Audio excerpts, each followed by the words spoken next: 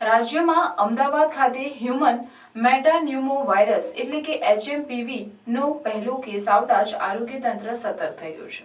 ભરૂચ જિલ્લામાં હજી એક પણ કેસ સામે આવ્યો નથી, પરંતુ વહીવટી તંત્ર સતર્ક બની ટેસ્ટથી ટ્રીટમેન્ટની તમામ સુવિધાઓ સાથે સજ્જ થઈ ગયું છે। જો કે ગભરાવાની નહીં, પણ સતર્કતા રાખવાની તાકીદ કરાઈ છે।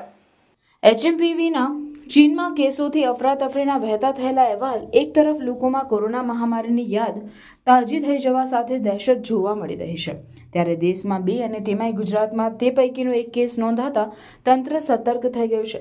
સરકાર તુરંત એક્શનમાં આવી ગયું છે। ભરૂચ જિલ્લામાં હજુ સુધી HMPVનો એક પણ કેસ સામે આવ્યો નથી। જો કે આગામચેતીના ભાગરૂપે આરોગ્ય તંત્ર સતર્ક થઈ ચૂક્યું છે।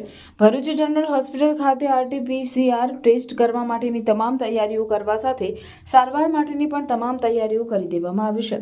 ભરૂચ કિરણસિંહ પટેલ એટલે કે જનરલ હોસ્પિટલના senior medical officer doctor Deepa થડાણીએ તંત્રની સજ્જતા અંગે માહિતી આપતા જણાવ્યું કે હોસ્પિટલ ખાતે ટેસ્ટની સુવિધા કરવા સાથે વેન્ટિલેટર અને આઇસોલેશન વોર્ડ પણ તૈયાર છે। જો કે ભરૂચમાં હજુ કોઈ કેસ નોંધાયો નથી અને હાલ શરદી, ખાંસી અને તાવના કેસ આવી રહ્યા છે। ગભરાવાની જરૂર નથી, પણ સતર્ક રહેવાની જરૂર છે। માસ્ક પહેરવું, ખાંસી શરદી હોય તો બહુ બહાર ન જવું, તેમજ તબીબી સલાહ મુજબ જરૂર જણાય તો ઘરે અથવા અહીં હોસ્પિટલમાં આઇસોલેટ થઈ જવું જોઈએ। આમ ભરૂચમાં કોઈ કેસ HMPV વાયરસનો આવ્યો નથી, પણ કોરોના સમયની સુવિધા અને અનુભવ સાથે તંત્ર સજ્જ જોવા મળી રહ્યું છે। तो ये भी एक नॉर्मल सर्दी खांसी जुकाम वाला वायरस है जो ठंड के दिनों में मौसम चेंज होने की वजह से होता है। तो इसके लिए क्या क्या लक्षण होते हैं? सर्दी होती है, खांसी होती है, गले में खराश होती है। हाँ, जो एक्सट्रीम ऑफ एजेस है, जैसे कि ज्यादा एज के लोग, जैसे 65 साल से ज्यादा उम्र के लोग या कम उम्र के लोग, उनमें ये ज्यादा सिम्टम्स प्रोड्यूस कर सकता है, निमोनिया करवा सकता है और जानलेवा भी हो सकता है। पर ऐसे केसेस बहुत कम है। ये कोविड नहीं है, कोविड की तरह वायरस है, पर इसके इतने क्रिटिकल साइड इफेक्ट नहीं देखे गए हैं, इतनी ज्यादा मॉर्टेलिटी इसमें अभी देखी हुई नहीं गई है। कुछ केसेस अभी अहमदाबाद में सिर्फ एक केस डिटेक्ट हुआ है, बेंगलोर में 2 केसेस डिटेक्ट हुए हैं, भरूच में अभी तक कोई भी केस डिटेक्ट नहीं हुआ है। पर हमारे सिविल हॉस्पिटल भरूच में इसके चेक करने के लिए पूरी फैसिलिटी अवेलेबल है, आइसोलेशन वार्ड रेडी है, वेंटिलेटर्स का अरेंजमेंट है, पूरा स्टाफ इसके लिए ट्रेंड है।